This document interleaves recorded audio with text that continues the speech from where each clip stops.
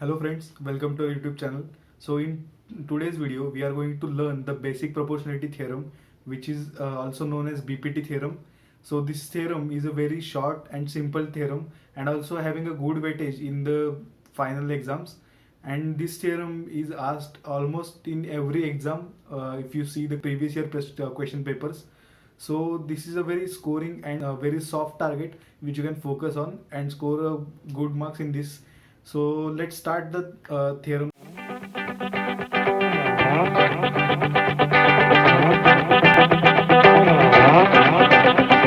So here we are in our computer screen. So let us start the proof of this theorem. So basic proportionality theorem is also known as BPT. So this is our page of our textbook. So I will write here the basic name, that is BPT. Now let's look at the statement of this theorem.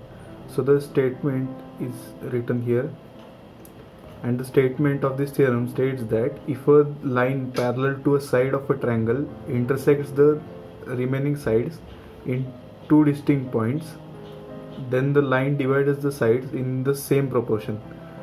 So here in this statement we have to focus on few key points. So the key points here are these points: line parallel to a side of a triangle. So this line is parallel to a side of triangle. So this information is very crucial and useful. Then the next point here is the line intersects the sides in two distinct points. So this point, distinct points, is very important. So I will highlight it here. Now the next information on which we have to concentrate is the actual equation which we have to obtain by proving this theorem. So that information is given in this part. The line divides the sides in same proportion. So here it is written, the line divides the sides in same proportion. So here the word same proportion is very meaningful. This word same proportion, and we are going to use it for our derivation also. So let's take a look at this derivation and we will try to understand and dissect this theorem into simple portions so that it will be easy to remember and also write in the exams. So let's start with the given information which is given to us. So the information given here is in triangle ABC. So this is the figure for this theorem. Now here in this figure we have taken a triangle ABC. So let's highlight the key points here. So the vertices of this triangle are A, B and C. Also the next point is the line L is parallel to line BC. So while constructing this figure for this theorem, we have to keep in mind these highlighted points. So here the first highlighted point is a line parallel to a side of triangle. So from this line we understand that there is one line which is parallel to the base of the triangle. So the first point we have covered in this given statement, that is we have taken line L parallel to side BC. So this line I will highlight with some another color. So this is the line L. If you could observe here, this is the line L which we have taken parallel to this B and C side, that is the base of the triangle. So now our next point is the line L intersects AB and AC in point P and Q respectively. So here this information is very crucial. So the line divides both the sides in points P and Q. So I will highlight those points in some different color. Yeah. So here you can observe that our second key information in the statement of the theorem was the line intersects the remaining two sides in two distinct points. So here the distinct word makes a very difference. So here we have considered points P and Q are dividing the sides AB and AC in two distinct points. So here we have taken those points as P and Q. So I will highlight those points with blue. So here it is P point and here it is Q point. So here the P point is dividing the side, this side AB in two parts, and here also the Q point is dividing this side A and C into two parts. So now I will quickly erase these highlights from the figure so that it will be easy to explain other next things. Now our given information is complete. So now there is one concept that is called construction. So what is construction first of all? So construction is a additional information which we add to the given statement so that we can easily prove the required answer in less efforts. So in some cases the given information is very less, or we require to add some information to the statement so that it will be easy to prove the given question. So now here we have to do one construction. So the construction here is construction I have underlined with green color. So the construction here is draw segment PC and segment BQ. So let us highlight those segments first. So the segments are PC. So here the P point is on side AB and C point. C point is the end point of side AC. So here the line we have drawn with a dotted line. So these two points are joined with a dotted line so that it will represent a construction and it will be easy to recognize also. Now our next segment which we have considered is BQ. So here the B point is on the side AB and the next point is on this side AC, which is here. So this is the point Q, and we have drawn a line from B to Q which is represented by dotted line, and this line is a construction, this is the next construction for our theorem. So now let's quickly see what we have to prove exactly. So while I was explaining the statement and I was marking the important points, we have marked the last point of this statement, that is this one. The line divides the sides in the same proportion. So this part gives the actual information that what we have to obtain from this statement. So the statement we have to obtain, that is the line divides the sides in the same proportion. So the same proportion means their ratio. Whenever there is a word called proportion, we have to relate it with a ratio. So whenever there is a word called proportion, we have to keep in mind that we have to take some ratio of some quantities. So here the quantities are sides, or the length of the sides. So here the what we have given is line divides the sides in same proportion. So if the line, that is the line L, is dividing the sides in equal proportions, that means the ratio of the parts which are done by the distinct points will be equal to each other. So that means here if you see, the P point is dividing the side AB into this AP part and this PB part. So here the ratio will be AP upon PB. Now let's come to the next part. So our next side is AC. So the side AC is divided by this point Q in two parts. The first part is AQ and the next part is AC. So the ratio of these two parts will be AQ upon QC, and we have to show that these two ratios are equal. So there is an equal sign in between this, and this is our to prove statement, that is this one. So let's see how we are going to prove this statement from the given information. So here you can see that this is the proof for the theorem. Alright, so the proof of this theorem is we are starting with considering two triangles. So as you can see, the figure is totally triangular base. There is no other shape involved in this figure. So we have to do something, some adjustments, or we have to find some relations between these triangles to obtain our required equation. So now we have considered first the triangle APQ. So I will highlight this triangle APQ. So the triangles which we have considered is APQ, and the next triangle is PQB. So P, then this Q point, and this B point. So we have considered somewhat this kind of shape. This is triangle APQ, and this is triangle PQB.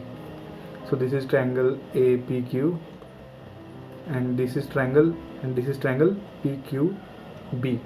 So here in these two triangles, you can see that the height of the triangles is same, because if you observe carefully, the base of this triangle APQ, which is this bold one, is AP.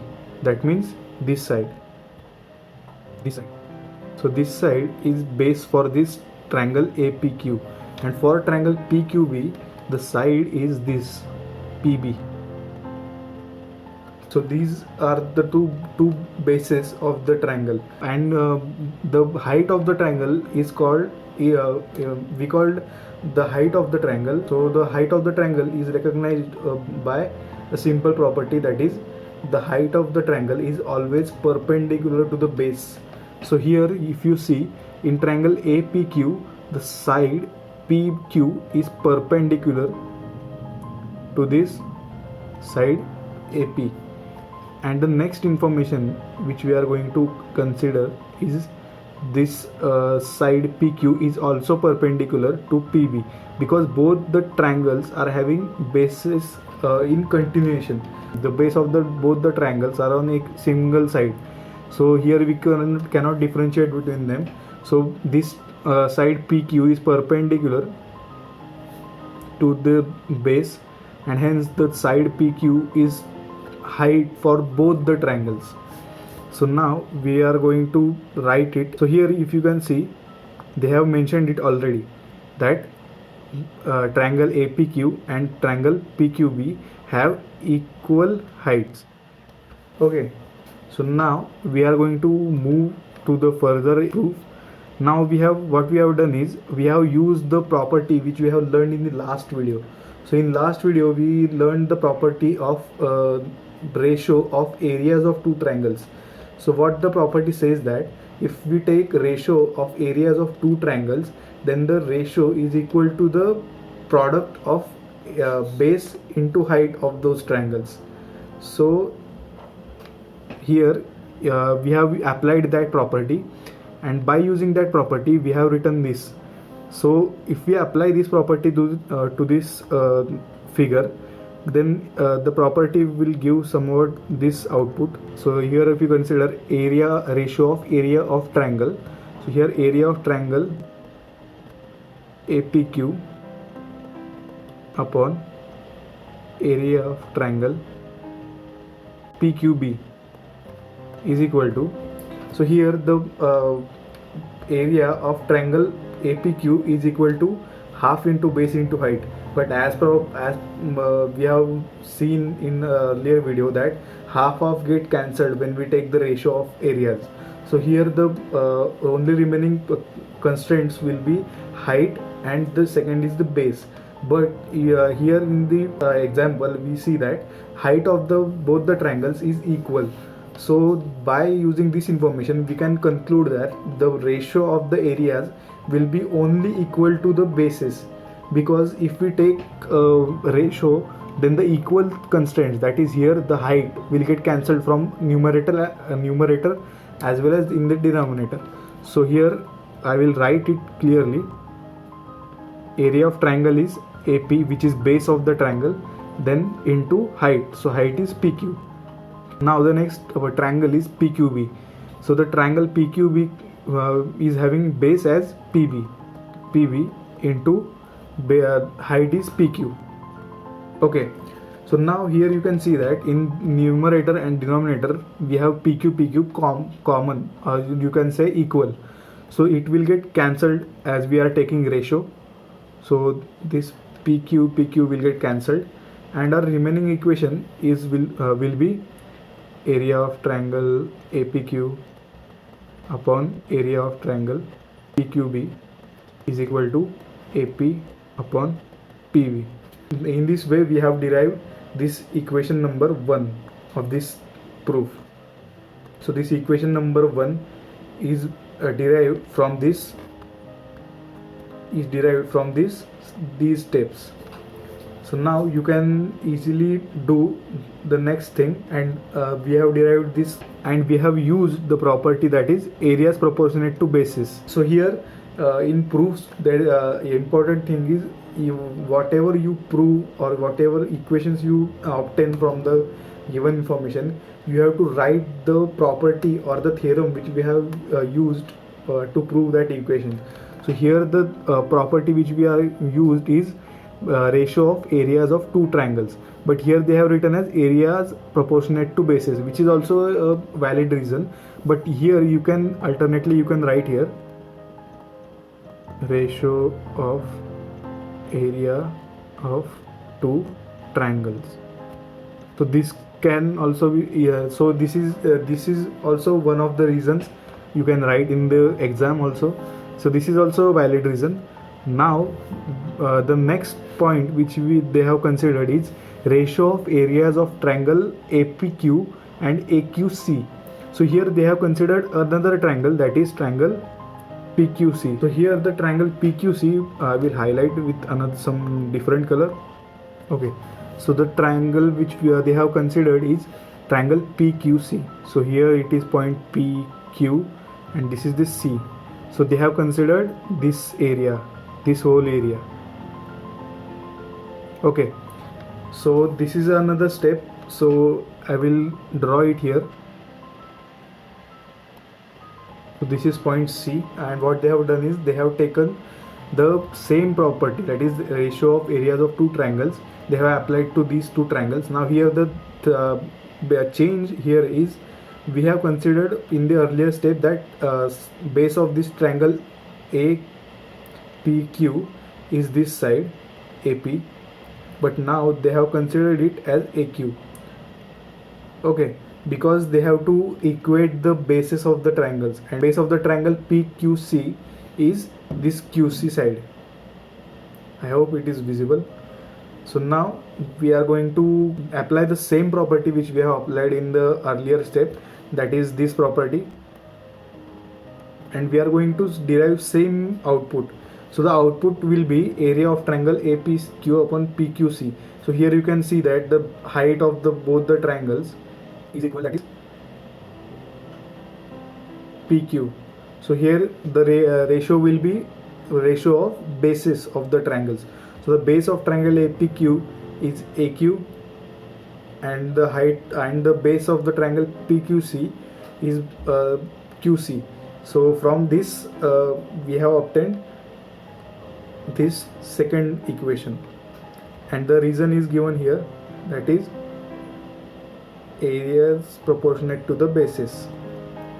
Alright, so the next now we move to the second part of this proof. Okay, so the next part of this theorem is we have considered another triangles. So here we have considered now segment PQ is common base to triangle PQB. So let's identify the triangle PQB. So here it is P, this is Q, and this is B. Now the statement is segment PQ. So this segment PQ, that is this segment PQ is common base for triangle PQB and triangle PQC. So here triangle PQC is also this, the PQ points are same, and this C point they have considered. So the triangles obtained by these two construction lines are they have considered. So I will highlight those triangles. This is triangle PQB, and this is triangle PQC. So these are the two triangles which they have considered. Now we are going to prove some same properties from these two triangles also. So here we have to do an observation that the bases of these two triangles are equal, that is this side PQ, okay, and also the segment PQ, that is this purple segment PQ, is parallel to segment BC. So the segment BC is the base of the bigger triangle, that is triangle ABC. So this base BC. So they are stating that the segment PQ, that is this segment, is parallel to this BC side, which is the given information to us. Now they are saying that hence triangle PQB and PQC have equal heights. Now this point I will elaborate so that it will this point may not be clear to you, many of you, because this requires some previous knowledge which I have explained in the last video. So I have explained in the last video that if there are two, so in the last video I have explained that if there are two parallel lines, let us take these two lines PQ and here BC. So I have given any random names, but I have taken it similar to our example so that it will be easy to relate also.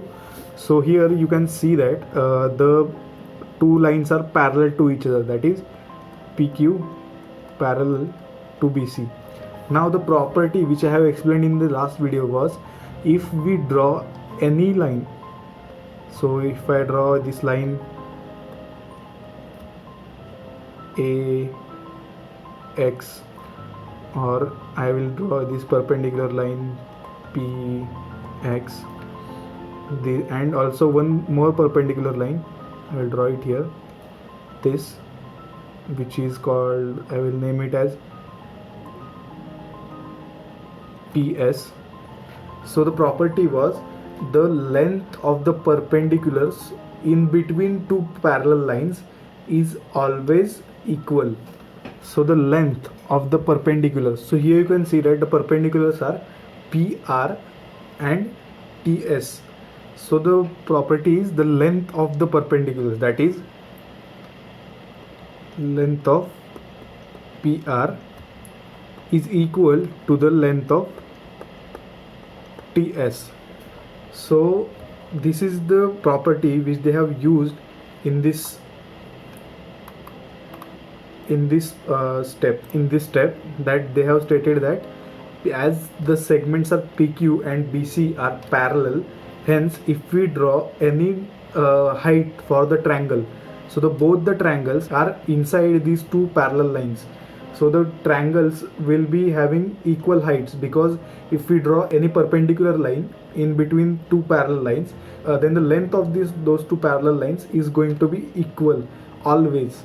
So here the bases, as we discussed, are equal for both the triangles, and also the height is also equal, and here we have stated that the heights are also equal, so equal heights. So from this you can say that the ratio of the areas, or the ratio of both the triangles, are equal. That means area of triangle PQB and PQC are equal, and in this way we obtain this equation number 3. Now the next step is derived from these three steps which we have derived earlier. So by using these three steps, we have obtained one equation, that is area of triangle, that is this area of triangle APQ upon area of triangle PQB is equal to area of triangle APQ upon area of triangle PQC. So how we have obtained it, I will write it here and I will show clearly so that it will be understood by you. Okay, so we have used three equations, that is equation number 1, 2 and 3. So by using first equation, you can see that area of triangle APQ and upon area of triangle PQB. So the first equation here is about area of triangle APQ upon area of triangle PQB, and this is from equation number 1. And from equation number 2 we have obtained a relation between area of triangle APQ upon area of triangle PQC. This is from equation number 2. And now the third equation is the relation between area of triangle PQB is equal to area of triangle PQC. This is from equation number 3. Now you can observe that in equation number 1 and equation number 2, this part, that is the numerator part, that is area of triangle APQ in this first equation, and then in second equation the numerator part is area of triangle PQB. So both the equations are having equal numerators, and also they are having equal denominator, because if you see the property equation number 3, then it is stating that area of triangle PQB is equal to area of triangle PQC. So here from this you can conclude that the denominator of both these equations are also equal. If the numerator and denominator of one ratio is equal to the numerator and denominator of the other ratio, then both the ratios are said to be equal. So by using this derivation, they have come to a conclusion, that is this equation, that is both the equation number 1 and equation number 2 are equal. So that is what they have written in this step. That's why we have equated these two equations, and from this as we equated the LHS of both the ratios, then from that we can insert the value of both the ratios, that is the value of ratio of area of triangle APQ upon area of triangle PQB is AP upon PB, and the value of area of triangle APQ upon area of triangle PQC is AQ upon QC. So this is, if you observe carefully, then this equation is our required equation which we have to prove. So you look at here, to prove that we have written the same equation. Alright, so this was the our destination which we have to obtain.